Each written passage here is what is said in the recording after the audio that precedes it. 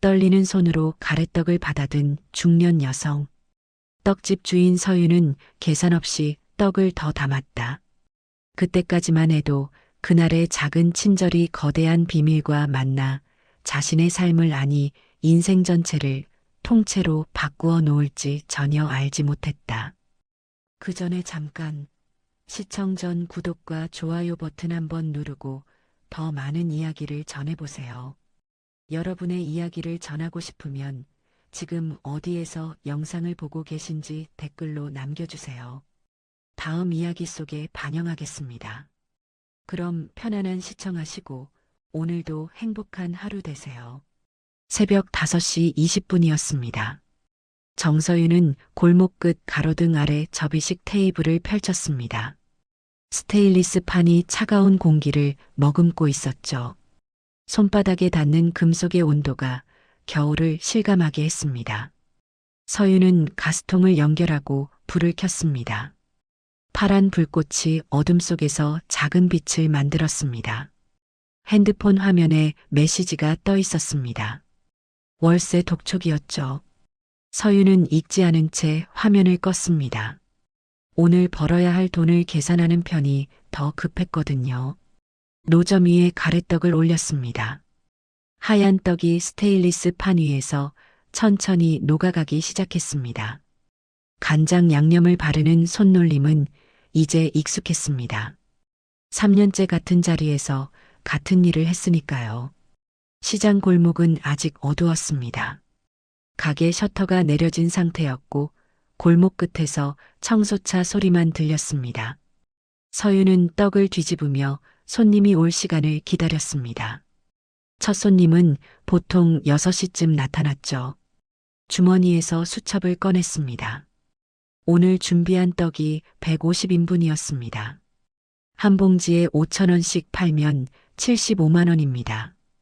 여기서 재료비 20만 원을 빼면 순수익이 55만 원이죠. 월세가 40만 원, 공과금이 8만 원, 어머니 병원비가 30만 원입니다. 계산이 맞지 않았습니다. 서윤은 수첩을 덮었습니다.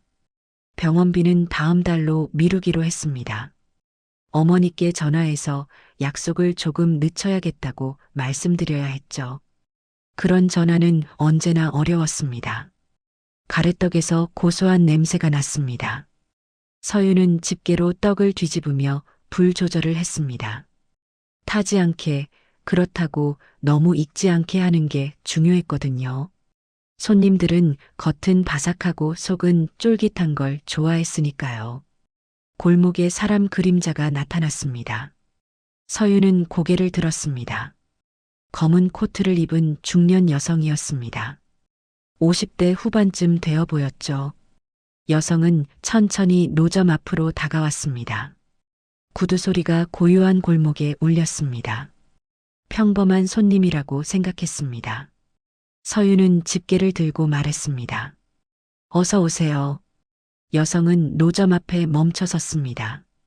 가래떡을 보는 시선이 오래 머물렀죠.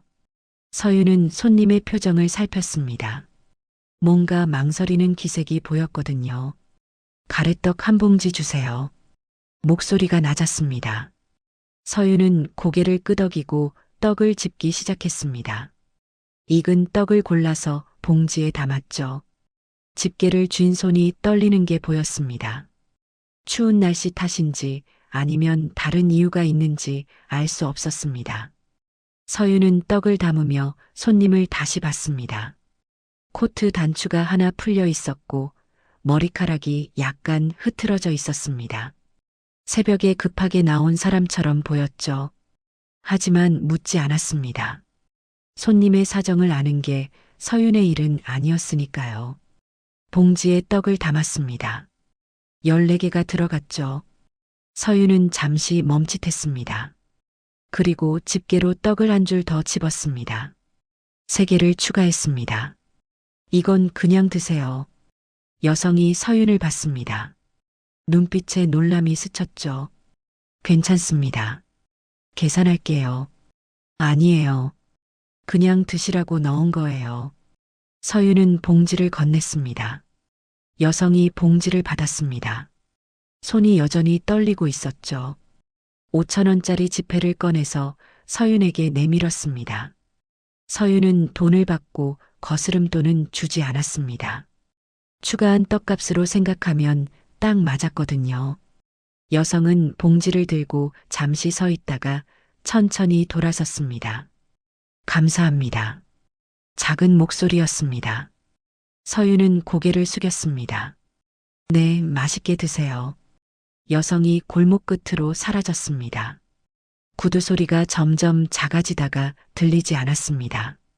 서윤은 다시 떡을 뒤집기 시작했습니다. 평범한 아침이 계속되고 있었죠.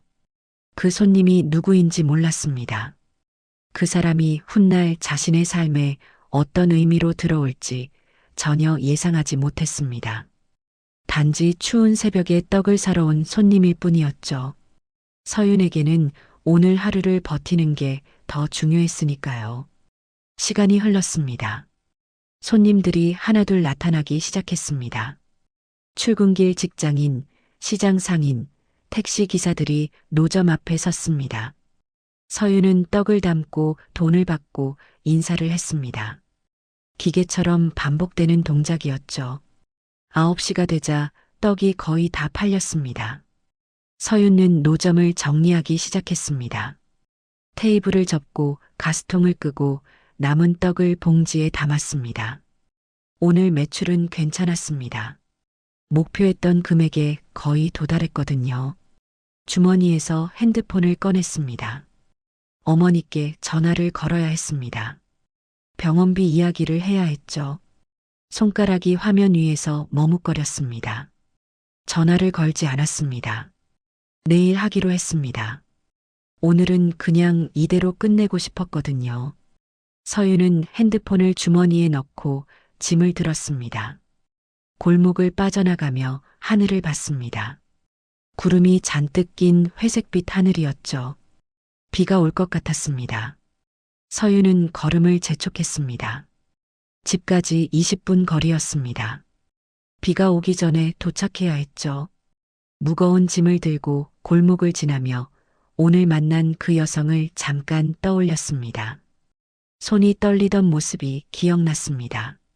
괜찮으시려나 하는 생각이 스쳤습니다. 하지만 오래 붙들고 있지는 않았습니다.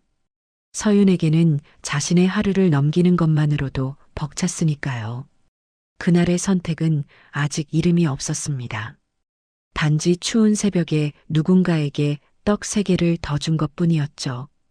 그게 무엇을 의미하게 될지, 어떤 인연으로 이어질지는 아무도 몰랐습니다. 서윤도, 그 여성도, 그 누구도요.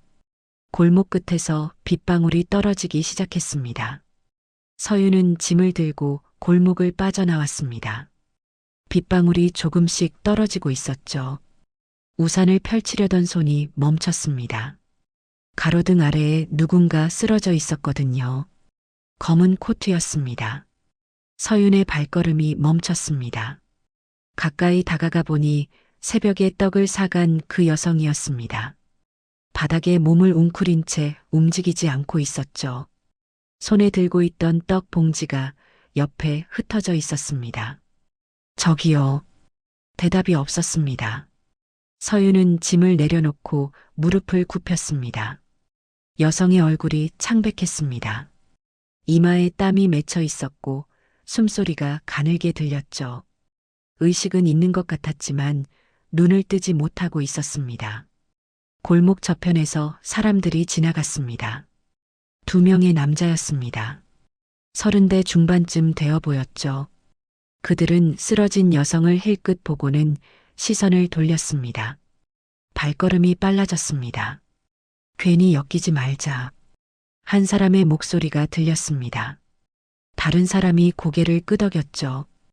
2 사람은 골목 반대편으로 방향을 바꿔 사라졌습니다.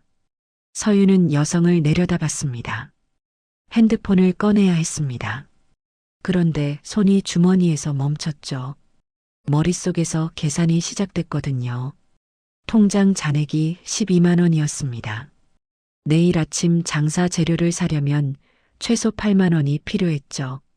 남는 돈은 4만 원입니다. 병원에 가면 시간이 걸립니다. 오늘 오후 장사는 못하게 되죠. 그러면 오늘 수입이 없습니다. 빗방울이 조금씩 굵어지고 있었습니다. 여성의 손이 미세하게 떨렸습니다. 서유는 그 모습을 봤습니다. 새벽에 떡을 받아들던 그 손이었죠. 감사하다고 말하던 목소리가 기억났습니다. 서유는 핸드폰을 꺼냈습니다. 119를 눌렀습니다. 신호음이 3번 울렸죠. 화재 출동입니까? 구급 출동입니까? 구급 출동입니다. 위치가 어디십니까? 서유는 주변을 둘러봤습니다. 중부시장 뒤쪽 골목입니다. 3번가 가로등 옆이요. 환자 상태는 어떻습니까? 쓰러져 계세요. 의식은 있는 것 같은데 눈을 못 뜨시고요. 얼굴이 많이 창백하세요. 알겠습니다. 곧 도착하겠습니다. 환자 곁에 계셔 주십시오. 전화가 끊겼습니다. 서유는 핸드폰을 주머니에 넣고 여성 옆에 앉았습니다. 코트 위로 떨어지는 빗방울을 손으로 막았죠. 우산을 펼쳐서 여성 위에 씌웠습니다. 시간이 천천히 흘렀습니다. 골목은 여전히 조용했습니다. 지나가는 사람이 없었죠. 서유는 여성의 호흡을 확인했습니다. 규칙적이었습니다. 그나마 다행이었죠. 3분쯤 지났을까요? 골목 입구에서 사이렌 소리가 들렸습니다. 빨간 불빛이 벽에 반사됐죠. 구급차가 골목 앞에 멈췄습니다. 2명의 구급대원이 내렸습니다. 신고하신 분이십니까? 네, 제가 신고했습니다. 남자 구급대원이 여성에게 다가갔습니다. 맥박을 재고 눈동자를 확인했죠. 여자 구급대원이 들 것을 가져왔습니다. 환자분과 어떤 관계십니까? 구급대원이 물었습니다. 서유는 잠시 말을 멈췄습니다. 모르는 분이세요. 지나가다 쓰러져 계신 걸 봤어요. 보호자는 없으십니까? 모르겠어요. 새벽에 제 노점에서 떡 사가신 분인데 그것 말고는 아는 게 없어요.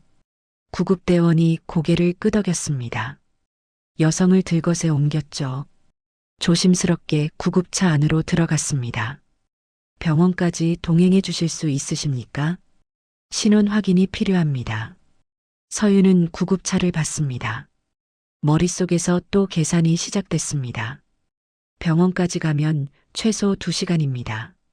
오늘 오후 장사는 완전히 불가능하죠. 내일 재료비를 어떻게 마련해야 할지 막막했습니다. 여성의 얼굴이 보였습니다. 들것 위에 누운 모습이 작아 보였죠. 네, 같이 가겠습니다. 서유는 짐을 들고 구급차에 올라탔습니다. 구급차 안은 좁았습니다. 여성이 누운 들것 옆에 간이 의자가 있었죠. 서유는 그곳에 앉았습니다. 구급대원이 산소 마스크를 여성에게 씌웠습니다. 문이 닫혔습니다. 사이렌이 울렸습니다. 구급차가 출발했죠. 서유는 창밖을 봤습니다. 골목이 멀어지고 있었습니다. 노점을 펼쳤던 자리가 점점 작아졌죠. 오늘 장사는 끝났습니다. 머릿속에 그 문장이 반복됐습니다. 서유는 주머니에서 핸드폰을 꺼냈습니다. 통장 앱을 열어봤죠. 12만 원이 그대로 있었습니다. 내일 재료를 살 수 있을까요? 모자란 돈을 어디서 구해야 할까요? 생각이 꼬리를 물었습니다. 구급대원이 여성의 상태를 확인하고 있었습니다. 혈압을 재고 기록지에 뭔가를 적었죠. 여성은 여전히 눈을 뜨지 못하고 있었습니다. 혈당이 많이 낮으시네요. 구급대원이 말했습니다.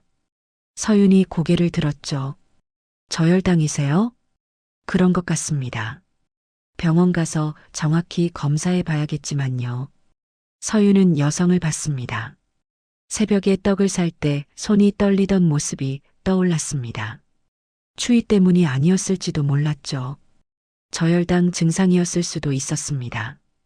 떡을 3개 더 넣어준 게 생각났습니다. 그게 도움이 됐을까요? 아니면 의미 없는 일이었을까요? 서윤은 알 수 없었습니다. 단지 그 순간 그렇게 하고 싶었을 뿐이었죠. 구급차가 병원 앞에 도착했습니다. 문이 열렸습니다. 구급대원들이 들것을 내렸죠. 서윤은 짐을 들고 뒤따라 내렸습니다. 응급실 입구가 보였습니다. 환한 불빛 아래로 사람들이 분주하게 움직이고 있었죠. 이쪽으로 오십시오. 구급대원이 말했습니다. 서윤은 고개를 끄덕이고 따라갔습니다. 응급실 안으로 들어갔죠. 머릿속에서 계산이 멈추지 않았습니다. 오늘 수입 없음. 내일 재료비 부족. 월세 독촉. 어머니 병원비. 숫자들이 끊임없이 떠올랐습니다. 서윤은 고개를 저었습니다. 지금은 그런 걸 생각할 때가 아니었죠. 일단 여성의 신원부터 확인해야 했습니다. 간호사가 다가왔습니다. 보호자이십니까? 아니요. 길에서 쓰러지신 걸 발견해서 신고했어요. 환자분 소지품 확인 좀 도와주시겠습니까? 서윤은 고개를 끄덕였습니다. 여성의 코트 주머니를 확인했습니다. 지갑이 하나 있었죠. 간호사가 지갑을 열어봤습니다. 신분증이 들어 있었습니다. 이름이 보였습니다. 하지만 서윤은 그 이름을 아직 몰랐습니다. 이 사람이 누구인지, 어떤 삶을 살아왔는지, 왜 새벽 골목에서 쓰러졌는지 전혀 알 수 없었죠. 다만 한 가지는 확실했습니다. 오늘 서윤의 하루가 완전히 달라졌다는 것이요. 응급실 대기실은 소독약 냄새로 가득했습니다. 서윤은 플라스틱 의자에 앉아 시계를 봤습니다. 오전 11시였죠. 벌써 2시간이 지났습니다. 중년 여성은 아직 진료실 안에 있었습니다. 간호사가 대기실로 나왔습니다. 30대 후반쯤 되어 보였죠. 차트를 들고 서윤에게 다가왔습니다. 보호자이십니까? 아니요. 길에서 쓰러지신 걸 발견해서 모시고 왔어요. 간호사가 차트를 확인했습니다. 환자분 보호자 연락이 안 되고 있습니다. 핸드폰에 저장된 연락처로 전화했는데 받는 분이 없으시네요. 서윤은 고개를 끄덕였습니다. 환자분 상태는 어떠세요? 저혈당 쇼크였습니다. 지금은 안정을 찾으셨어요. 그런데 추가 검사가 필요합니다. 어떤 검사요? 혈액 검사와 심전도 검사입니다. 쓰러진 원인을 정확히 파악해야 하거든요. 간호사가 차트를 덮었습니다. 서윤을 똑바로 봤죠. 보호자가 없으시면 검사비를 선결제하셔야 합니다. 서윤의 손이 무릎 위에서 멈췄습니다. 얼마인데요? 기본 검사비가 15만 원입니다. 15만 원이었습니다. 서윤은 숨을 들이켰습니다. 머릿속에서 계산이 시작됐죠. 통장 잔액이 12만 원입니다. 모자란 돈이 3만 원이죠. 카드는 어제 한도가 찼습니다. 검사를 안 하면 어떻게 되나요? 퇴원은 가능합니다. 하지만 정확한 원인을 모르면 또 쓰러지실 수 있어요. 간호사의 목소리가 담담했습니다. 감정이 없었죠. 규정을 설명하는 것뿐이었습니다. 보호자 연락이 되면 그때 검사해도 되지 않을까요? 그건 환자분이 깨어나셔서 결정하실 문제입니다. 지금은 의식이 돌아오셨지만 아직 대화가 어려우세요. 서윤은 손을 주먹 쥐었습니다. 간호사가 한 발짝 물러섰습니다. 생각해 보시고 결정하세요. 접수실에 말씀해 주시면 됩니다. 간호사가 돌아서서 갔습니다. 하얀 가운이 복도 끝으로 사라졌죠. 서윤은 의자에 앉은 채 핸드폰을 꺼냈습니다. 통장 앱을 열었습니다. 12만 원이 그대로 있었습니다. 서윤은 화면을 내렸습니다. 카드 앱을 확인했죠. 한도 초과였습니다. 빨간색 글씨가 눈에 들어왔습니다. 지갑을 열었습니다. 10,000원짜리 한 장이 있었습니다. 1,000원짜리 3장이 있었죠. 동전이 200원 정도 있었습니다. 전부 합쳐도 13만 2천 원이었습니다. 이 돈이 전부였습니다. 내일 장사 재료를 사려면 최소 8만 원이 필요했습니다. 13만 원에서 8만 원을 빼면 5만 원이 남죠. 검사비를 내면 돈이 모자랍니다. 내일 장사를 못합니다. 장사를 못하면 수입이 없습니다. 수입이 없으면 월세를 못 냅니다. 어머니 병원비도 못 냅니다. 다음 주 공과금도 연체됩니다. 숫자들이 머릿속에서 엉켰습니다. 서유는 지갑을 덮었습니다. 손이 떨렸죠. 새벽에 여성이 떡을 받던 모습이 떠올랐습니다. 떨리던 손이 기억났죠. 진료실 문이 열렸습니다. 의사가 나왔습니다. 40대 중반쯤 되어 보였죠. 차트를 들고 대기실을 둘러봤습니다. 보호자분 계십니까? 서윤이 일어났습니다. 제가 모시고 온 사람입니다. 의사가 서윤에게 다가왔습니다. 환자분 의식은 돌아오셨습니다. 혈당 수치도 정상으로 돌아왔고요. 다만 저혈당이 반복되는 원인을 찾아야 합니다.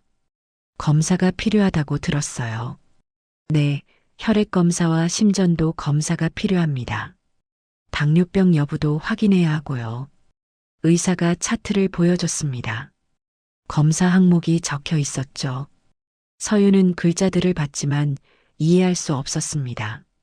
환자분과 대화는 가능한가요? 지금은 좀 힘드실 겁니다. 1시간 정도 후에 다시 오시면 됩니다. 의사가 진료실로 돌아갔습니다. 서유는 다시 의자에 앉았습니다.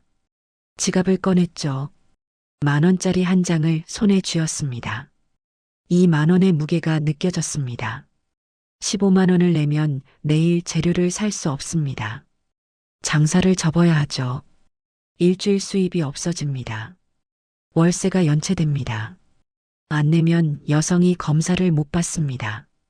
또 쓰러질 수 있죠. 다음에는 더 심각할 수도 있습니다. 서유는 10,000원을 받습니다. 종이였습니다. 그냥 종이 한 장이었죠. 하지만 이 종이가 내일을 결정했습니다. 일주일을 결정했습니다. 한 달을 결정할 수도 있었죠. 접수실이 보였습니다. 직원이 컴퓨터 앞에 앉아 있었습니다. 서유는 일어났습니다. 지갑을 들고 접수실로 걸어갔죠. 저기요. 직원이 고개를 들었습니다. 검사비 선결제하러 왔어요. 환자분 성함이 어떻게 되시죠? 서유는 신분증을 확인했던 이름을 말했습니다.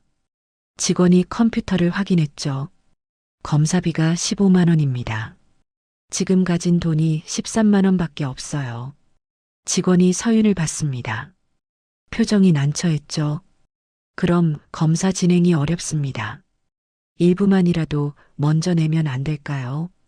나머지는 나중에 낼게요. 규정상 선결제가 원칙입니다. 서윤은 지갑을 쥐었습니다. 손에 힘이 들어갔죠. 환자분이 또 쓰러지면 어떡해요? 그건 제가 결정할 문제가 아닙니다. 보호자분께 연락이 되면 그분이 결정하시는 거고요. 직원의 목소리가 차가웠습니다. 서유는 지갑을 열었습니다. 10,000원짜리를 꺼냈죠. 1,000원짜리 3장도 꺼냈습니다. 동전까지 전부 꺼내서 접수대에 올려놓았습니다. 이게 전부예요.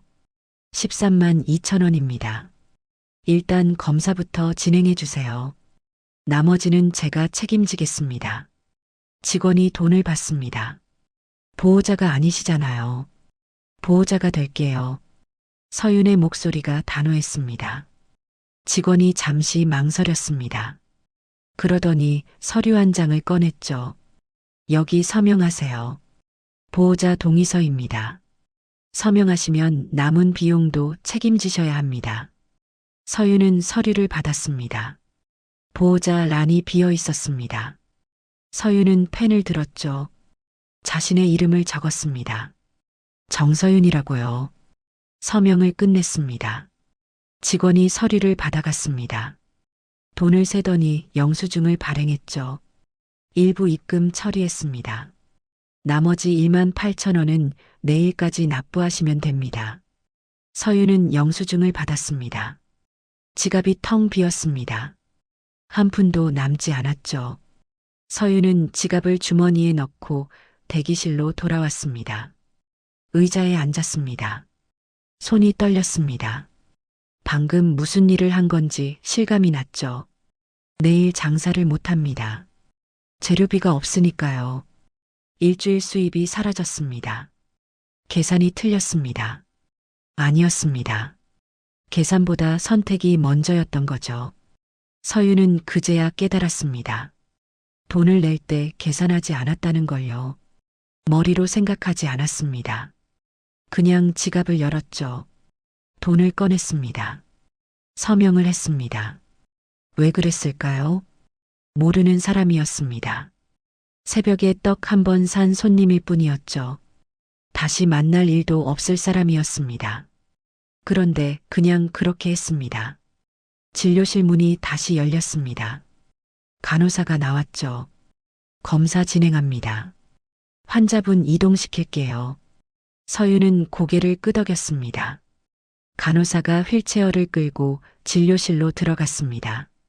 잠시 후 여성이 휠체어에 앉아 나왔죠. 얼굴이 조금 나아 보였습니다.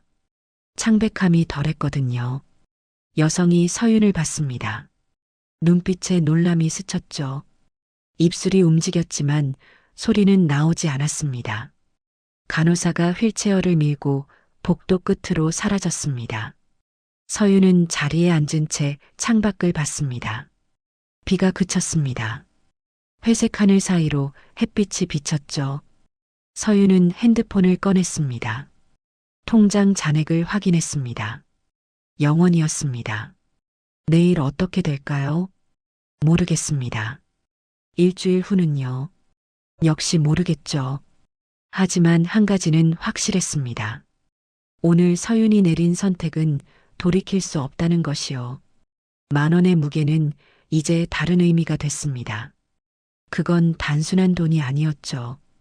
누군가의 내일이었습니다. 다음 날 새벽이었습니다. 서윤은 평소처럼 노점을 펼쳤습니다. 가스통을 연결하고 불을 켰죠. 가래떡을 올리고 간장 양념을 발랐습니다. 손놀림은 어제와 똑같았습니다. 하지만 공기가 달랐습니다. 골목 저편에서 상인들이 모여 있었습니다. 5명쯤 되어 보였죠. 서윤을 힐끗힐끗 보며 무언가 이야기하고 있었습니다. 목소리가 낮았지만 웃음소리가 섞여 있었죠. 서윤은 떡을 뒤집으며 그쪽을 보지 않았습니다. 6시가 되자 첫 손님이 왔습니다. 단골 택시기사였죠. 서윤은 떡을 담으며 인사했습니다. 어서 오세요. 택시기사가 돈을 내밀었습니다. 그런데 표정이 묘했죠. 소문 들었어요. 서윤은 떡 봉지를 건네며 고개를 갸우뚱했습니다. 무슨 소문이요? 병원비 내줬다면서요. 모르는 사람 거. 서윤의 손이 멈췄습니다. 택시기사가 씁쓸하게 웃었습니다. 요즘 세상에 그런 사람도 있네요. 근데 그 돈 어떻게 마련했어요? 제 돈이었어요. 아니, 장사하는 사람이 돈이 어디 있어요? 빚이라도 진 거 아니에요. 서윤은 대답하지 않았습니다. 택시기사가 떡 봉지를 받아들고 돌아섰습니다. 뒷모습이 골목 끝으로 사라졌죠.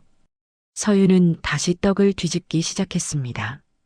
7시쯤 상인들이 지나갔습니다.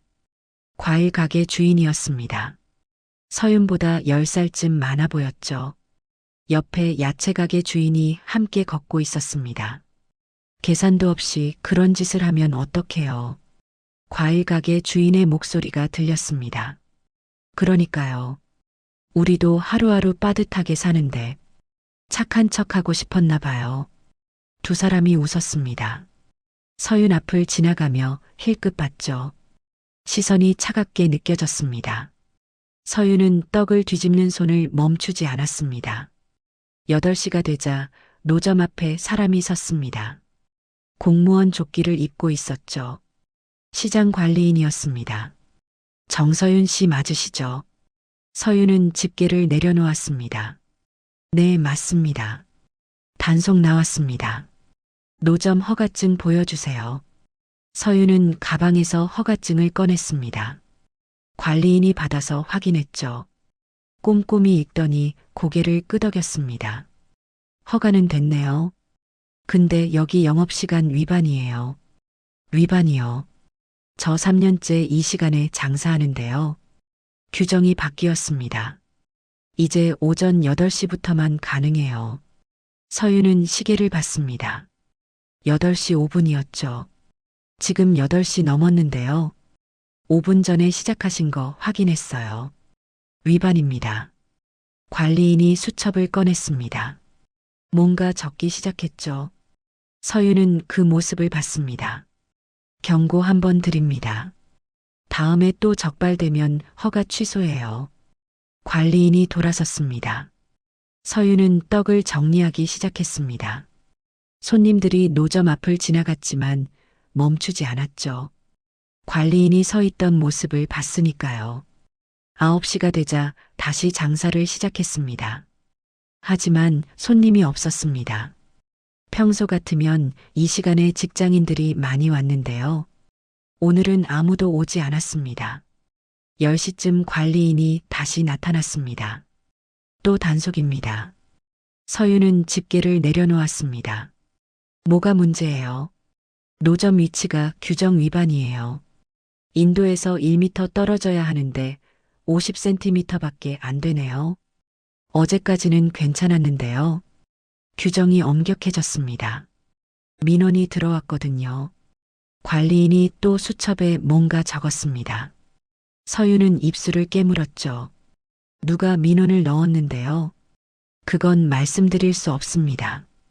관리인이 다시 돌아섰습니다. 서윤은 노점을 뒤로 밀었습니다. 1m를 띄웠죠. 그러자 노점이 골목 한가운데 놓였습니다. 사람들이 지나가기 불편한 위치였죠. 손님이 더 줄었습니다. 11시가 되자 떡이 절반도 팔리지 않았습니다. 서윤은 떡을 내려다봤죠. 식어가는 떡이 딱딱하게 굽고 있었습니다. 오후 1시였습니다. 서윤은 노점을 정리했습니다. 팔지 못한 떡을 봉지에 담았죠. 40봉지가 남았습니다. 20만 원 손실이었습니다. 수첩을 꺼내서 계산했습니다. 오늘 매출이 30만 원입니다. 재료비가 20만 원이죠. 순수익이 10만 원입니다. 어제 병원비로 13만 원을 냈으니까 마이너스 3만 원입니다. 빚이었습니다. 서윤은 수첩을 덮었습니다. 짐을 들고 골목을 나섰죠. 지나가는 상인들이 서윤을 봤습니다. 누군가 킥킥 웃었습니다. 맞죠? 저렇게 되는 거예요. 목소리가 들렸습니다. 서윤은 고개를 돌리지 않았습니다. 그냥 걸었죠. 집에 도착했습니다. 원룸 문을 열고 들어갔습니다. 짐을 내려놓고 바닥에 주저앉았죠. 핸드폰을 꺼냈습니다. 통장 앱을 열었습니다. 마이너스였습니다. 서윤은 핸드폰을 내려놓고 천장을 봤습니다. 형광등이 깜빡거리고 있었죠. 고쳐야 하는데 돈이 없었습니다. 다음 날도 똑같았습니다. 관리인이 나타나서 단속했습니다. 상인들이 지나가며 수군거렸죠. 손님들이 노점을 피해갔습니다. 사흘째 되는 날이었습니다. 관리인이 서류를 들고 왔습니다. 자리 이동 통보입니다.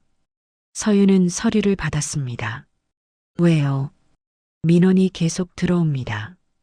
여기서 장사하시면 다른 상인들 영업에 방해가 된다고요. 어디로 가라는 거예요? 시장 끝쪽 빈자리가 있습니다. 거기로 가세요. 관리인이 지도를 보여줬습니다. 시장 끝이었죠.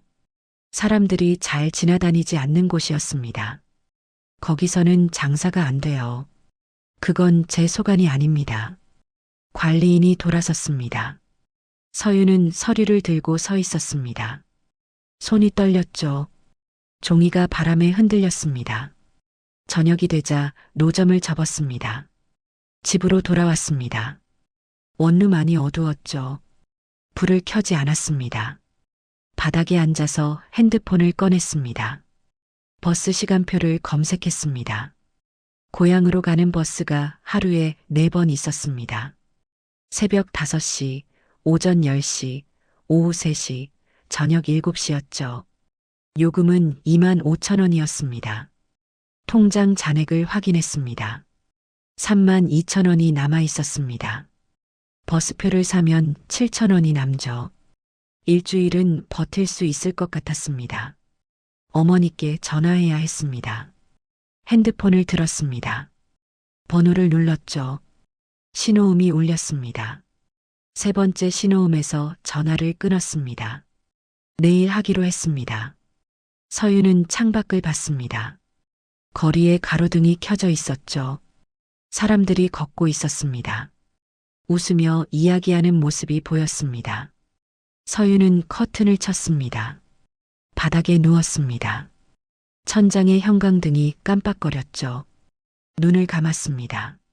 내일 새벽 5시 버스를 타기로 했습니다. 짐은 별로 없었습니다. 가방 하나면 충분했죠. 노점 장비는 시장에 두고 가기로 했습니다. 누군가 가져다 쓰겠죠. 떠나기로 했습니다. 이 도시에서, 이 골목에서, 이 사람들에게서요.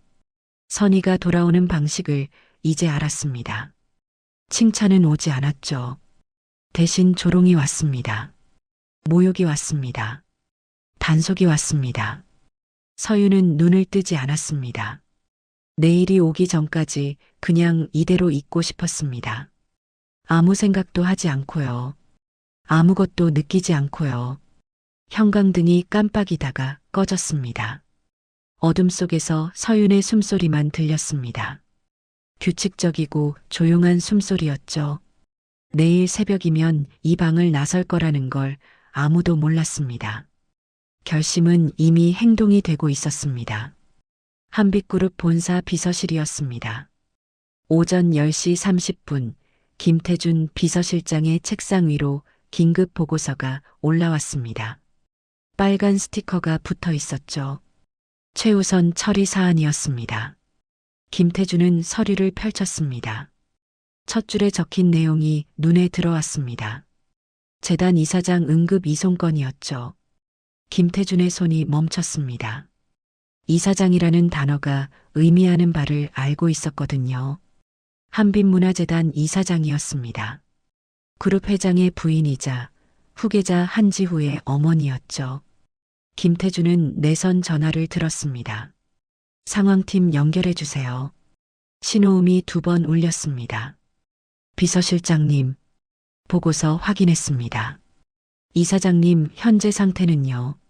안정을 찾으셨습니다. 저혈당 쇼크였고요. 현재 입원 중이십니다. 보호자는 누가 동행했습니까? 전화 너머에서 종이 넘기는 소리가 들렸습니다. 노점상 여성으로 확인됩니다. 정서윤 씨 32세입니다. 김태준은 메모를 했습니다. 신고자입니까? 네, 길에서 쓰러진 이사장님을 발견하고 119에 신고했습니다. 동선 파악은 됐습니까? CCTV 확보 중입니다. 1시간 내로 보고 올리겠습니다. 전화가 끊겼습니다. 김태준은 보고서를 다시 펼쳤습니다. 응급실 접수 시각이 오전 9시 40분이었죠. 신고 시각은 9시 15분입니다. 이사장이 쓰러진 시각은 명확하지 않았습니다. 책상 위 내선 전화가 울렸습니다. 비서실장님, 도련님께서 병원으로 향하고 계십니다. 알겠습니다. 제가 먼저 가겠습니다. 김태준은 재킷을 입고 사무실을 나섰습니다. 병원까지는 차로 20분 거리였습니다. 김태준은 뒷좌석에 앉아 핸드폰을 확인했죠.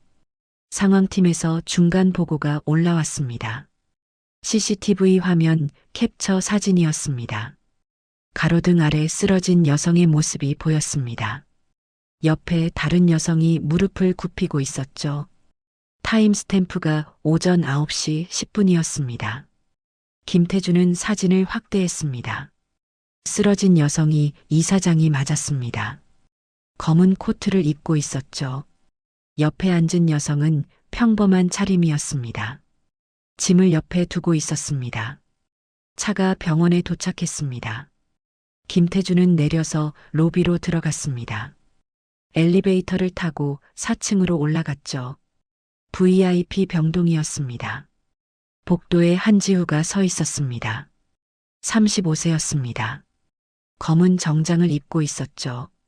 표정이 굳어 있었습니다. 김태준이 다가가자 고개를 돌렸습니다. 어머니 상태는요? 안정되셨습니다. 의식도 돌아오셨고요. 지우는 고개를 끄덕였습니다. 신고자 정보 받았습니까? 네, 보고서 준비했습니다. 김태준은 태블릿을 꺼냈습니다. 화면을 지우에게 보여줬죠. 정서윤이라는 이름이 적혀 있었습니다. 노점상입니다. 중부시장에서 가래떡을 팔고 있고요. 어머니와 접점이 있습니까? 확인 중입니다. CCTV 분석하고 있습니다. 지우는 화면을 봤습니다. 검사비는 누가 냈습니까? 정서윤 씨가 냈습니다. 보호자로 서명했고요. 지우의 눈빛이 변했습니다. 얼마를요? 13만 원입니다. 본인 소지금 전액으로 확인됩니다. 지우는 태블릿을 돌려줬습니다. 복도 끝에서 여성이 걸어왔습니다. 30대 초반쯤 되어 보였죠. 베이지색 코트를 입고 있었습니다. 지후의 약혼 후보였습니다. 지후 씨, 여성이 지후 옆에 섰습니다. 어머님은 괜찮으세요? 네, 안정되셨습니다. 여성이 김태준을 봤습니다. 신고자는 확인됐어요. 김태준이 고개를 끄덕였습니다. 노점상 여성입니다. 여성의 표정이 굳었습니다. 접근형 사건 아닐까요? 요즘 그런 수법 많잖아요. 지우가 여성을 봤습니다. 증거가 있습니까? 아직은 없지만 의심해 봐야죠. 재벌가 주변에는 항상 그런 사람들이 있어요. 지우는 대답하지 않았습니다. 김태준이 태블릿을 다시 확인했습니다. 언론 리스크 항목 추가하겠습니다. 필요합니다. 여성이 말했습니다. 지우는 여전히 침묵했죠. 병실 문이 열렸습니다. 의사가 나왔습니다. 지우가 다가갔죠. 어머니, 면회 가능합니까? 네, 가능합니다. 다만 오래 계시면 안 됩니다. 지우는 병실로 들어갔습니다. 문이 닫혔죠. 김태준과 약혼 후보는 복도에 남았습니다. 김태준은 핸드폰을 꺼냈습니다. 상황팀에 지시를 내렸습니다. CCTV 전체 확보, 노점 위치 파악, 판매 품목 확인, 주변 증인 인터뷰였죠. 1시간이 지났습니다. 보고서가 올라왔습니다. 김태준은 복도 벤치에 앉아서 확인했죠. 골목 CCTV 화면이 첨부되어 있었습니다. 새벽 5시 20분 노점을 펼치는 여성의 모습이 보였습니다. 정서윤이었죠. 가스통을 연결하고 떡을 올렸습니다. 5시 50분 검은 코트 여성이 노점 앞에 섰습니다. 이사장이었습니다. 떡을 주문하고 돈을 냈죠. 봉지를 받아들고 골목을 나갔습니다. 8시 40분 이사장이 골목에 다시 나타났습니다. 비틀거리며 걷고 있었습니다. 가로등 아래서 주저앉았죠. 봉지가 바닥에 떨어졌습니다. 9시 10분 정서윤이 지나갔습니다. 멈췄습니다. 이사장에게 다가갔죠. 무릎을 굽히고 상태를 확인했습니다. 핸드폰을 꺼냈습니다. 신고했습니다. 김태준은 영상을 반복해서 봤습니다.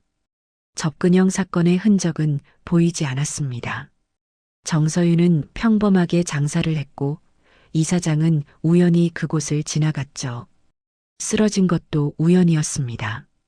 다음 보고서를 펼쳤습니다. 노점 위치가 지도에 표시되어 있었습니다. 중부시장 3번가 골목이었죠. 판매 품목은 가래떡이었습니다. 하루 매출 평균이 70만 원으로 추정됐습니다. 마지막 보고서였습니다. 여론 정황 파악 건이었습니다. 김태준의 손이 멈췄죠. 시장 상인 중 한 명이 기자와 접촉을 시도한 정황이 포착됐습니다. 내용은 재벌가 접근 의도였죠. 아직 기사화되지는 않았지만 가능성이 있었습니다. 김태준은 메모를 추가했습니다. 의도적 프레임 가능성 있음. 출처 특정 필요. 병실 문이 열렸습니다. 지우가 나왔습니다. 표정이 조금 풀려 있었죠. 김태준이 일어났습니다. 어머님 말씀 들으셨습니까? 네. 지우는 복도 창가로 걸어갔습니다. 창밖을 봤죠. 김태준이 뒤따라갔습니다. 조사 결과 보고 드리겠습니다. 김태준은 태블릿을 건넸습니다. 지우가 화면을 확인했죠. CCTV 영상을 재생했습니다. 정서윤이 이사장에게 다가가는 장면이 보였습니다. 지우는 영상을 끝까지 봤습니다. 접근 의도는 보이지 않습니다. 네, 저도 그렇게 판단했습니다. 그런데 여론 조작 정황이 있다고요. 시장 상인 중 일부가 기자 접촉을 시도하고 있습니다. 지우는 태블릿을 돌려줬습니다. 증거 없이 판단하면 안 됩니다. 알고 있습니다. 직접 확인하겠습니다. 김태준이 고개를 들었습니다. 누구를요? 정서윤 씨를요? 직접 찾아가시겠습니까? 네. 지우는 창밖을 봤습니다. 거리에 사람들이 걷고 있었죠. 햇빛이 건물 유리에 반사되고 있었습니다. 어머니가 말씀하셨습니다. 떡을 3개 더 넣어줬다고요. 계산하지 않고요. 김태준은 메모했습니다. 그게 무슨 의미입니까? 모르겠습니다. 하지만 확인할 가치는 있습니다. 지우가 돌아섰습니다. 노점 위치 보내주세요. 내일 아침 가겠습니다. 알겠습니다. 지우는 복도를 걸어갔습니다. 엘리베이터를 탔죠. 문이 닫혔습니다. 김태준은 태블릿을 들고 벤치에 앉았습니다. 보고서를 다시 정리하기 시작했습니다. 시간순 정리, 증거 목록, 위험 요소 분석이었죠. 모든 항목을 빠짐없이 기록했습니다. 마지막 줄에 메모를 추가했습니다. 도련님 직접 확인 예정. 내일 오전 중부시장 방문. 김태준은 파일을 저장했습니다. 창밖으로 해가 기울고 있었습니다. 그림자가 길어졌죠. 병원 복도는 조용했습니다. 간호사들이 분주하게 움직이는 소리만 들렸습니다. 내일 아침이었습니다. 지우가 중부시장 3번가 골목로 갈 거였습니다. 노점상 정서윤을 찾기 위해서였죠. 증거 없는 판단을 거부한 선택이었습니다. 직접 확인하겠다는 결정이었습니다. 같은 사건이었지만 다른 전쟁이 시작되고 있었습니다. 사흘이 지났습니다. 서윤은 새벽 5시에 일어났습니다. 집을 나서지 않았죠. 창가에 앉아서 핸드폰을 봤습니다. 버스 시간표가 화면에 띄워져 있었습니다. 오늘 떠나기로 했었습니다. 하지만 짐을 싸지 않았습니다. 가방도 꺼내지 않았죠. 그냥 앉아서 창밖을 봤습니다. 어둠이 천천히 걷히고 있었습니다. 6시가 되자 밖으로 나갔습니다. 골목으로 향했습니다. 노점 장비를 가지러 가는 길이었죠. 마지막으로 한 번 더 장사를 하기로 했습니다. 그리고 떠나기로요. 시장 골목은 조용했습니다. 상인들이 아직 오지 않았습니다. 서윤은 평소 자리에 테이블을 폈죠. 가스통을 연결하고 불을 켰습니다. 가래떡을 올렸습니다. 6시 30분이었습니다. 골목 입구에서 엔진 소리가 들렸습니다. 서윤은 떡을 뒤집다가 고개를 들었습니다. 검은색 차량이 골목으로 들어오고 있었죠. 천천히 움직이고 있었습니다. 벤츠였습니다. S클래스였습니다. 뒤에 또 한 대가 따라왔죠. 그 뒤에 또 한 대가 있었습니다. 3대가 일렬로 골목에 들어왔습니다. 차들이 노점 앞에 멈췄습니다. 서윤은 집게를 내려놓았습니다. 골목 저편에서 상인들이 나타나기 시작했습니다. 과일 가게 주인이 먼저 보였죠. 야채 가게 주인이 그 뒤를 따랐습니다. 사람들이 하나둘 모여들었습니다. 첫 번째 차 문이 열렸습니다. 남자가 내렸습니다. 30대 후반쯤 되어 보였죠. 검은색 정장을 입고 있었습니다. 넥타이가 반듯했습니다. 구두가 빛났습니다. 비서였습니다. 그는 노점 쪽으로 걸어왔습니다. 서윤을 똑바로 봤죠. 발걸음이 멈췄습니다. 노점 앞에 섰습니다. 정서윤 씨 맞으십니까? 서윤은 고개를 들었습니다. 네, 맞습니다. 비서는 명함을 꺼냈습니다. 서윤에게 건넸죠. 서윤은 명함을 받았습니다. 한빛그룹 비서실 김태준이라고 적혀 있었습니다. 사흘 전 응급실에 동행하신 분이 맞으십니까? 네. 김태준은 고개를 숙였습니다. 감사드립니다. 서윤은 명함을 내려다봤습니다. 그분은 괜찮으세요? 네, 많이 좋아지셨습니다. 김태준이 뒤를 돌아봤습니다. 두 번째 차 문이 열렸죠. 남자가 내렸습니다. 30대 중반이었습니다. 역시 정장을 입고 있었습니다. 한지후였습니다. 그는 천천히 노점 쪽으로 걸어왔습니다. 김태준 옆에 섰죠. 서윤을 봤습니다. 어머니를 도와주셔서 감사합니다. 서윤은 떡 위에 놓인 집게를 봤습니다. 아니에요. 당연한 일이었어요. 지우는 고개를 끄덕였습니다. 제가 늦었습니다. 진작 찾아뵈었어야 했는데요. 골목에 사람들이 더 모여들었습니다. 상인들이 차량을 보며 수군거렸습니다. 서윤을 보는 시선이 달라졌죠. 김태준이 서윤에게 말했습니다. 그날 도와주신 분이 한빛문화재단 이사장님이십니다. 서윤의 손이 멈췄습니다. 재단 이사장님이요. 네. 한빛그룹 회장님 부인이시고요. 도련님 어머니십니다. 김태준이 지우를 가리켰습니다. 서윤은 지우를 봤죠. 재벌이었습니다. 그 중년 여성이 재벌 사모님이었던 거죠. 서윤은 숨을 들이켰습니다. 머릿속이 복잡해졌습니다. 지우가 말했습니다. 어머니께서 직접 감사 인사를 드리고 싶어 하십니다. 괜찮습니다. 제가 특별히 한 건 없어요. 병원비를 내주셨다고 들었습니다. 서윤은 대답하지 않았습니다. 어머니께서 기다리고 계십니다. 잠시 병원까지 동행해 주시겠습니까? 서윤은 노점을 봤습니다. 떡이 아직 익고 있었죠. 손님도 오지 않았습니다. 오늘은 어차피 마지막 장사일 거라고 생각했습니다. 지금 가야 하나요? 네, 가능하시다면요. 서윤은 가스불을 껐습니다. 떡을 정리했죠. 앞치마를 벗었습니다. 골목에서 웅성거림이 커졌습니다. 과일 가게 주인이 다가왔습니다. 서윤 씨, 그게 정말이에요. 재벌 사모님을 도와준 거예요. 서윤은 대답하지 않았습니다. 야채 가게 주인도 왔습니다. 아이고, 몰랐네요. 진작 말씀하시지 그랬어요. 서윤은 그들을 봤습니다. 사흘 전 조롱하던 사람들이었습니다. 계산 없는 행동이라고 말했던 사람들이었죠. 착한 척한다고 웃었던 사람들이었습니다. 서윤은 아무 말 하지 않았습니다. 그냥 짐을 챙겼습니다. 가방을 들었죠.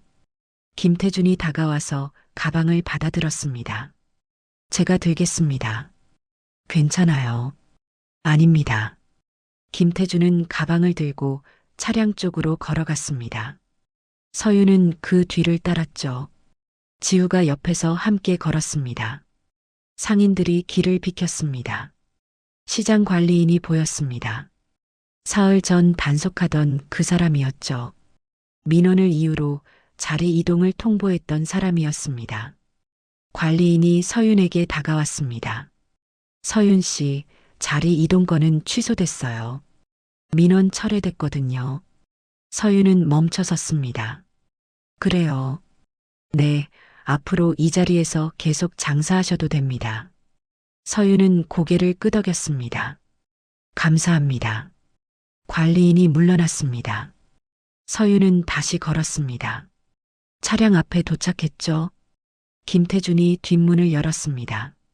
타십시오. 서윤은 차 안을 봤습니다. 가죽 시트였습니다. 넓었습니다. 서윤은 처음 타보는 차였죠. 천천히 몸을 숙여서 안으로 들어갔습니다. 지우가 반대편 문으로 탔습니다. 김태준은 조수석에 앉았죠. 운전사가 시동을 걸었습니다. 차가 출발했습니다. 골목을 빠져나가며 창밖을 봤습니다. 상인들이 서서 차를 보고 있었습니다. 과일 가게 주인이 손을 흔들었죠. 야채 가게 주인이 고개를 숙였습니다. 사흘 전과 완전히 다른 모습이었습니다. 서윤은 창밖에서 시선을 거뒀습니다. 앞을 봤죠. 김태준이 뒤를 돌아봤습니다. 불편하진 않으십니까? 괜찮습니다. 차는 시장을 벗어났습니다. 도심으로 들어갔습니다. 고층 빌딩이 보였죠.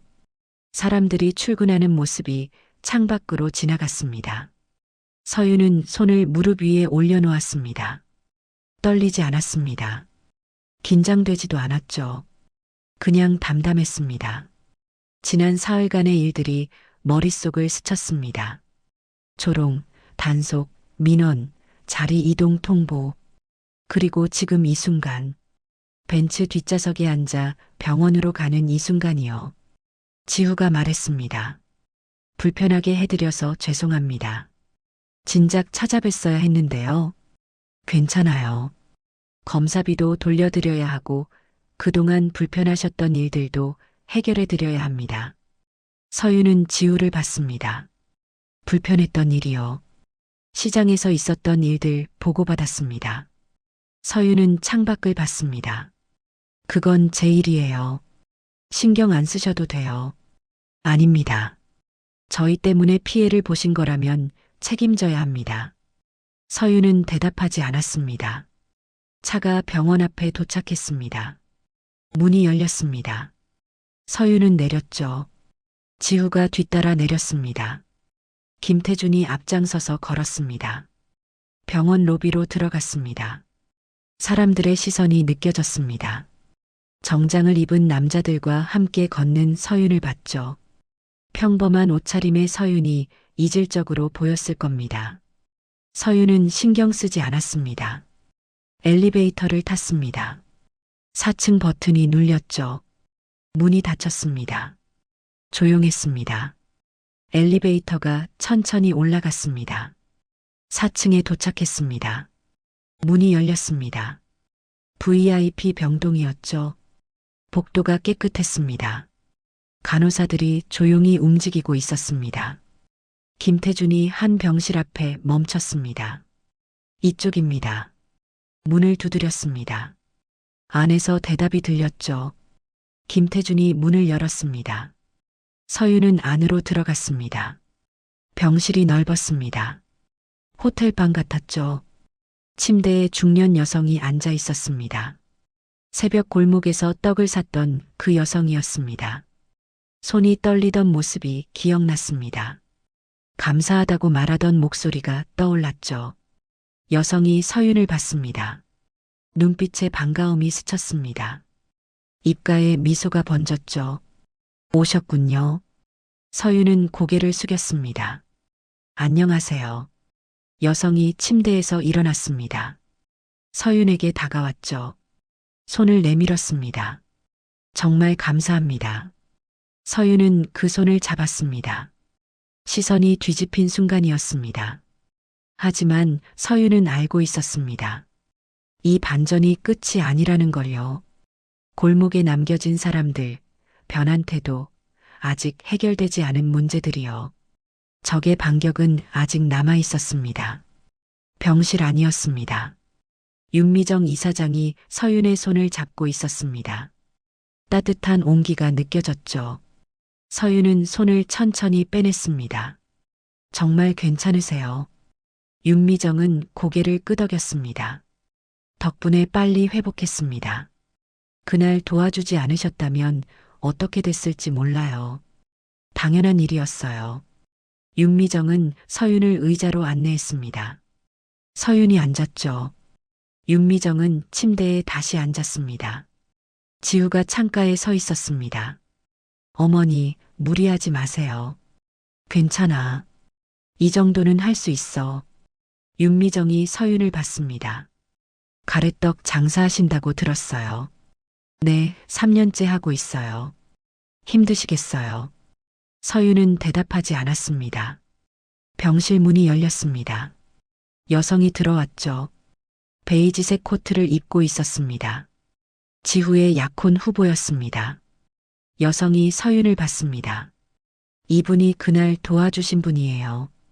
윤미정이 말했습니다. 약혼 후보가 고개를 끄덕였죠. 감사합니다. 목소리가 차가웠습니다. 서윤은 그 온도를 느꼈습니다.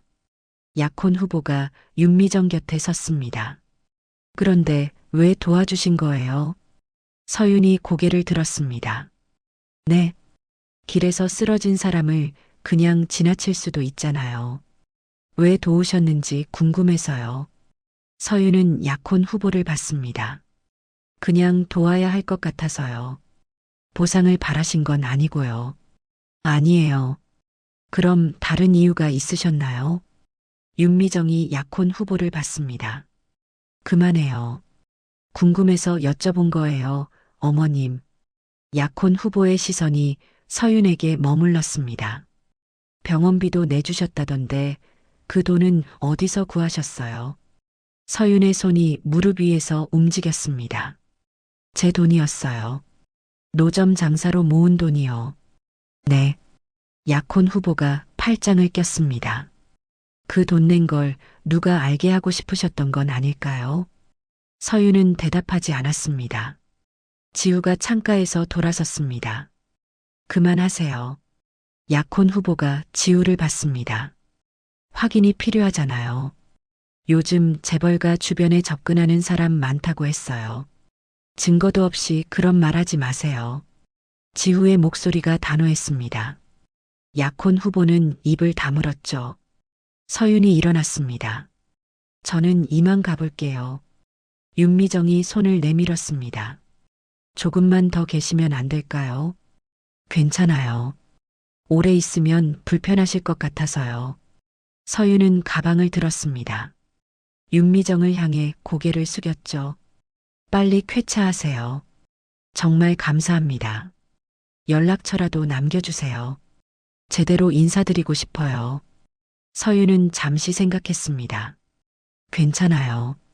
연락 안 하셔도 돼요. 하지만 정말 괜찮습니다. 서윤은 병실 문을 향해 걸었습니다. 지우가 뒤따라왔죠. 문을 열어줬습니다. 배웅해 드리겠습니다. 아니에요. 혼자 갈 수 있어요. 서윤은 복도로 나갔습니다. 지우가 문 밖까지 따라왔습니다. 서윤이 멈춰섰죠. 아까 그분 말씀 신경 쓰지 마세요. 지우가 말했습니다. 괜찮아요. 죄송합니다. 서윤은 고개를 저었습니다. 저도 이해해요. 재벌가는 조심해야 하잖아요. 그래도 실례였습니다. 서윤은 엘리베이터 버튼을 눌렀습니다. 문이 열렸습니다. 안으로 들어갔죠. 지우가 밖에서 봤습니다. 다시 뵙고 싶습니다. 서윤은 대답하지 않았습니다. 문이 닫혔죠. 엘리베이터가 내려갔습니다. 서윤은 가방을 내려놓고 주머니를 뒤졌습니다. 종이 한 장을 꺼냈죠. 펜으로 뭔가 적었습니다. 떡 3개 더 넣어드린 건 그냥 마음이었습니다. 잘 지내세요. 연락처는 적지 않았습니다. 엘리베이터가 1층에 도착했습니다. 문이 열렸죠. 서윤은 로비로 나갔습니다. 안내 데스크 직원에게 다가갔습니다. 4층 병실에 이거 전해주실 수 있어요. 쪽지를 건넸습니다. 직원이 받았죠. 환자분 성함이 어떻게 되세요? 윤미정 이사장님이요. 직원의 표정이 변했습니다. 아, 네. 전달하겠습니다. 서윤은 고개를 숙이고 병원을 나섰습니다. 밖은 추웠습니다. 서윤은 옷깃을 여미고 걸었죠. 버스 정류장이 보였습니다. 버스를 타고 시장으로 돌아갔습니다. 골목에 도착했을 때는 오후 2시였습니다. 노점 자리가 비어 있었습니다. 테이블도 없었고 가스통도 없었죠. 서윤은 멈춰 섰습니다. 시장 관리인이 다가왔습니다. 서윤 씨, 제 노점 장비는 어디 갔어요? 철거됐습니다. 왜요? 관리인이 서류를 꺼냈습니다. 민원이 다시 들어왔어요. 어제 차량 소동 때문에요. 골목 통행을 막았다는 내용이에요. 서윤은 서류를 받았습니다. 제 잘못이 아니잖아요. 차량은 제가 부른 게 아니에요. 알고 있습니다. 하지만 규정상 민원이 3건 이상 접수되면 허가 취소해요. 3건이요. 네. 어제까지 5건 들어왔습니다. 서윤의 손이 떨렸습니다. 장비는 어디 있어요? 창고에 보관 중입니다. 찾아가시려면 수수료 내셔야 해요. 얼마인데요? 5만 원입니다. 서윤은 지갑을 확인했습니다. 3만 2천 원이 남아 있었죠. 모자랐습니다. 내일 가져갈게요. 수수료는 오늘까지 내셔야 해요. 안 그러면 폐기 처리됩니다. 관리인이 돌아섰습니다. 서윤은 골목을 봤죠. 상인들이 지나갔습니다. 아무도 서윤을 보지 않았습니다. 집으로 돌아왔습니다. 원룸 문을 열고 들어갔습니다. 짐을 내려놓고 바닥에 주저앉았죠. 핸드폰을 꺼냈습니다. 통장 앱을 열었습니다. 3만 2천 원이었습니다. 서윤은 핸드폰을 내려놓았습니다. 천장을 봤죠. 형광등이 깜빡이고 있었습니다. 수입원이 끊겼습니다. 노점 장비도 찾을 수 없었습니다. 돈이 없었으니까요. 장사를 할 수 없었습니다. 서윤은 옷장을 열었습니다. 가방을 꺼냈습니다. 옷을 넣기 시작했죠. 많지 않았습니다. 티셔츠 3장, 바지 2벌, 속옷 몇 벌이 전부였습니다. 짐을 쌌습니다. 핸드폰으로 버스 시간표를 검색했습니다.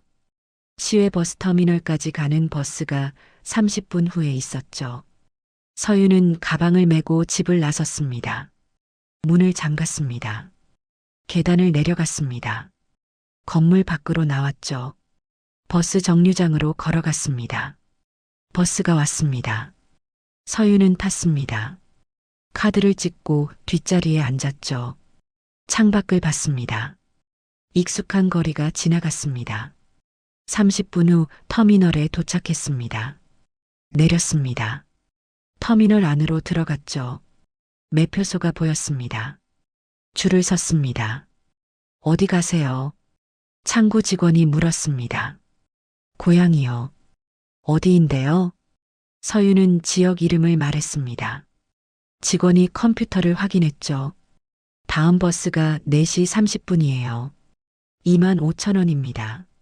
서윤은 지갑을 꺼냈습니다. 3만 2천 원에서 2만 5천 원을 냈죠.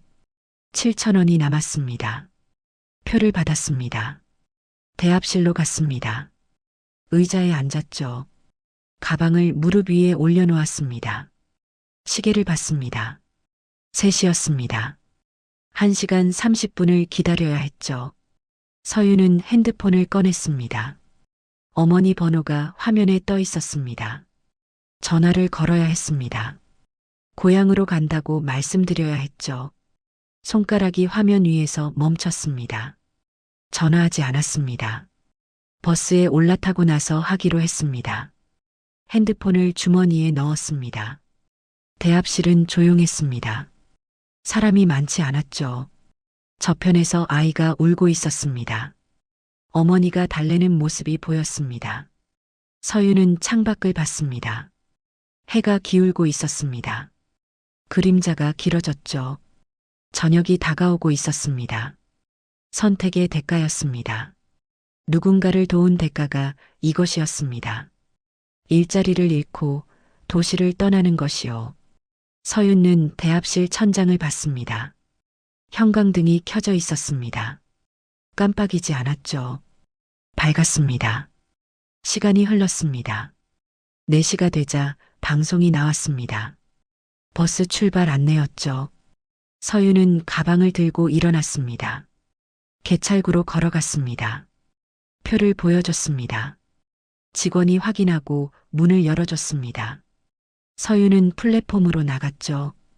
버스가 서 있었습니다. 탔습니다. 뒷자리에 앉았습니다. 가방을 옆 좌석에 놓았죠. 창밖을 봤습니다. 버스가 출발했습니다. 터미널을 빠져나갔습니다. 도심으로 들어갔죠. 익숙한 건물들이 지나갔습니다. 서윤은 그 풍경을 봤습니다. 작별이었습니다. 이 도시와의 작별이었죠. 3년간 살았던 곳과의 작별이었습니다. 버스는 고속도로로 접어들었습니다. 속도가 빨라졌습니다. 도시가 멀어졌죠. 서윤은 눈을 감았습니다. 선희는 증명이 필요했습니다. 하지만 서윤에게는 증명할 방법이 없었습니다. 그래서 떠나는 거였죠. 후일담은 아직 남아 있었습니다. 하지만 서윤은 그걸 알 수 없었습니다. 지금은 그냥 떠나는 중이었으니까요. 병실이었습니다. 윤미정은 침대에 앉아 태블릿을 보고 있었습니다. 김태준 비서실장이 옆에 서 있었죠. 화면에는 CCTV 영상이 재생되고 있었습니다. 골목 가로등 아래였습니다. 정서윤이 쓰러진 윤미정 옆에 무릎을 굽히고 있었습니다. 핸드폰을 꺼내는 모습이 보였죠. 그런데 손이 멈췄습니다. 주머니에서 핸드폰을 빼다가 다시 넣었습니다. 망설이고 있었습니다. 몇 초가 흘렀습니다. 서윤은 주변을 둘러봤습니다. 지나가는 사람이 없었죠. 다시 핸드폰을 꺼냈습니다. 화면을 켰습니다. 통장 앱이었습니다. 잔액을 확인하는 모습이 보였습니다. 화면을 내렸죠. 그리고 전화를 걸었습니다. 119였습니다. 윤미정은 영상을 멈췄습니다. 통장 잔액을 확인했네요. 김태준이 고개를 끄덕였습니다. 네. 돈이 얼마 없었던 것 같습니다. 그래도 신고했어요. 윤미정은 영상을 다시 재생했습니다. 구급차가 도착하는 장면이었습니다. 서윤이 함께 타는 모습이 보였죠. 영상이 끝났습니다. 윤미정은 태블릿을 내려놓았습니다. 쪽지는 어디 있나요? 김태준이 봉투를 꺼냈습니다. 윤미정에게 건넸죠. 윤미정은 쪽지를 펼쳤습니다. 떡 3개 더 넣어드린 건 그냥 마음이었습니다. 잘 지내세요. 연락처가 없었습니다. 윤미정은 쪽지를 다시 접었습니다. 대가를 바라지 않았어요. 그렇습니다. 그런데 우리는 의심했죠. 김태준은 대답하지 않았습니다. 문이 열렸습니다. 지우가 들어왔습니다. 윤미정이 고개를 들었죠. 조사 끝났어요. 지우가 서류를 테이블 위에 올려놓았습니다. 기자 접촉 정황 확인됐습니다. 시장 상인 3명이 접촉했고요. 내용은 재벌가 접근 의도였습니다. 프레임이었네요. 네. 차단했습니다. 기사 나가지 않을 겁니다. 윤미정은 창밖을 봤습니다. 정서윤 씨는 지금 어디 계세요? 김태준이 핸드폰을 확인했습니다. 추적 결과 시외 버스터미널로 이동했습니다. 1시간 전이요. 터미널이요. 네. 고양행 버스표를 끄는 것으로 확인됩니다. 윤미정이 일어났습니다. 지금 가요. 어머니. 지우가 말했습니다. 아직 안정이 필요하세요. 괜찮아요. 가야 해요. 윤미정은 코트를 입었습니다. 지우가 도왔죠. 김태준이 병실 문을 열었습니다. 복도로 나갔습니다. 엘리베이터를 탔습니다. 1층으로 내려갔죠. 로비를 지나 주차장으로 갔습니다. 차량이 대기하고 있었습니다. 윤미정이 뒷좌석에 탔습니다. 지우가 옆에 앉았죠. 김태준은 조수석에 앉았습니다. 시외 버스터미널로요. 운전사가 출발했습니다. 차는 빠르게 달렸습니다. 신호등을 지나고 고가도로로 올라갔죠. 터미널까지는 20분 거리였습니다. 윤미정은 쪽지를 다시 꺼냈습니다. 읽었습니다. 또 읽었죠. 글자 하나하나가 마음에 새겨졌습니다. 그냥 마음이었습니다. 그 한 줄이 전부였습니다. 차가 터미널 앞에 도착했습니다. 문이 열렸습니다. 윤미정이 내렸죠. 지우가 뒤따랐습니다. 김태준도 내렸습니다. 터미널 안으로 들어갔습니다. 대합실이 보였습니다. 사람들이 앉아 있었죠. 윤미정은 주변을 둘러봤습니다. 서윤이 보이지 않았습니다. 어디 있나요? 김태준이 핸드폰을 확인했습니다. 출발 시간이 4시 30분입니다. 아마 버스에 탔을 겁니다. 윤미정은 플랫폼으로 향했습니다. 문을 열고 나갔습니다. 버스들이 줄지어 서 있었죠. 엔진 소리가 들렸습니다. 5번 플랫폼이었습니다. 버스 한 대가 출발 준비를 하고 있었습니다. 윤미정은 그쪽으로 걸어갔죠. 버스 창문을 봤습니다. 뒷좌석에 서윤이 앉아 있었습니다. 창밖을 보고 있었습니다. 표정이 담담했죠. 가방을 무릎 위에 올려놓고 있었습니다. 윤미정은 버스 문을 두드렸습니다. 운전사가 문을 열었습니다. 탑승하실 거예요? 아니요. 잠깐만요. 윤미정은 버스에 올라탔습니다. 복도를 걸어서 뒷좌석으로 갔습니다. 서윤 옆에 섰죠. 서윤이 고개를 들었습니다. 눈이 마주쳤습니다. 서윤의 눈이 커졌습니다. 이사장님, 내려요. 서윤은 움직이지 않았습니다. 왜 오셨어요? 사과하러 왔어요. 윤미정의 목소리가 떨렸습니다. 의심해서 미안해요. 당신 마음을 몰라봤어요. 서윤은 가방을 내려놓았습니다. 괜찮아요. 괜찮지 않아요. 당신은 아무것도 바라지 않았잖아요. 그런데 우리는 의심했어요. 윤미정은 서윤 옆에 앉았습니다. 쪽지 읽었어요. CCTV도 확인했고요. 서윤은 창밖을 봤습니다. 저는 그냥 당연한 일을 했을 뿐이에요. 당연한 일이 아니에요. 요즘 세상에 그런 사람 없어요. 그래도 제 선택이었어요. 서윤이 윤미정을 봤습니다. 저는 제 선택이 틀렸다고 생각하지 않아요. 돈을 잃었고 일자리를 잃었지만요. 그래도 후회하지 않아요. 윤미정은 서윤의 손을 잡았습니다. 내려요. 같이 가요. 어디로요? 새로운 곳으로요. 서윤은 고개를 저었습니다. 저는 고향에 가야 해요. 잠깐만요. 윤미정은 버스에서 내렸습니다. 지우가 플랫폼에 서 있었죠. 윤미정이 다가갔습니다. 말해봐요. 지우가 버스를 봤습니다. 제안하고 싶습니다. 뭐요? 함께 일하자고요. 윤미정은 고개를 끄덕였습니다. 지우가 버스에 올라탔습니다. 서윤에게 다가갔죠. 서윤이 일어났습니다. 한빛문화재단에서 일하실 생각 없으세요? 서윤이 지우를 봤습니다. 재단에서요. 네. 어머니가 운영하시는 재단입니다. 사회공헌 사업을 하고 있죠. 저는 학벌도 없고 경력도 없어요. 필요 없습니다. 지우의 목소리가 단호했습니다. 당신이 가진 건 그것보다 더 중요합니다. 뭔데요? 진심이요. 서윤은 가방을 받습니다. 생각할 시간을 주세요. 얼마나요? 일주일이요. 지우가 명함을 꺼냈습니다. 서윤에게 건넸죠. 연락 기다리겠습니다. 서윤은 명함을 받았습니다. 지우가 버스에서 내렸습니다. 윤미정이 다시 올라왔죠. 서윤 앞에 섰습니다. 제 아들이 좋은 사람이에요. 믿어도 돼요. 서윤은 고개를 끄덕였습니다. 윤미정이 버스에서 내렸습니다. 문이 닫혔습니다. 엔진 소리가 커졌죠. 버스가 천천히 움직이기 시작했습니다. 서윤은 창밖을 봤습니다. 윤미정과 지우가 서서 손을 흔들고 있었습니다.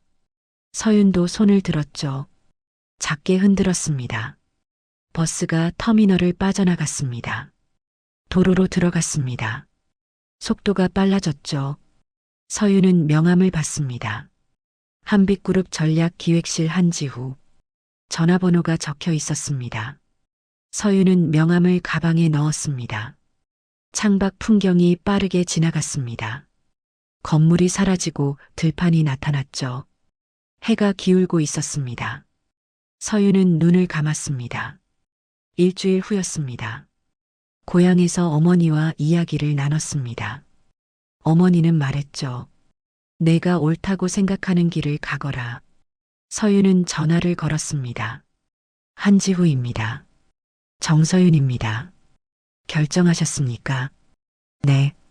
언제 오실 수 있으세요? 내일이요. 전화가 끊어졌습니다. 서윤은 가방을 쌌습니다. 어머니가 도왔죠. 옷을 개서 넣었습니다. 자라고 와라. 네, 어머니. 다음 날 아침이었습니다. 서윤은 버스를 타고 도시로 돌아왔습니다. 한빛그룹 본사 앞에 섰죠. 건물이 높았습니다. 로비로 들어갔습니다. 안내 데스크에서 한지우를 찾았습니다. 직원이 전화를 걸었죠. 잠시 후 지우가 내려왔습니다. 오셨군요. 네. 시작해 볼까요? 서윤은 고개를 끄덕였습니다. 엘리베이터를 탔습니다. 15층으로 올라갔죠. 문이 열렸습니다. 새로운 세상이 펼쳐져 있었습니다. 서윤은 한 발을 내디뎠습니다. 과정은 남았습니다. 망설임도 선택도 대가도 모두 남았습니다. 그리고 그 과정 끝에 새로운 삶이 있었죠. 선택이 사람을 만들어요. 당신의 선택이 당신을 여기까지 데려왔습니다. 지후의 말이었습니다. 서윤은 미소 지었습니다. 처음으로요.